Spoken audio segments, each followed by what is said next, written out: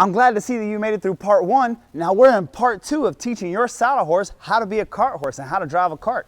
Step number 2, once you have that horse driving and going and they're not scared of the straps touching their butt and them going around, they stop easy, they're being light in your hands. The next thing I like to do is get a couple PVCs and tie them together. Simple, I mean, you can get this from any hardware store, Ace, Lowe's, Home Depot, anywhere you want.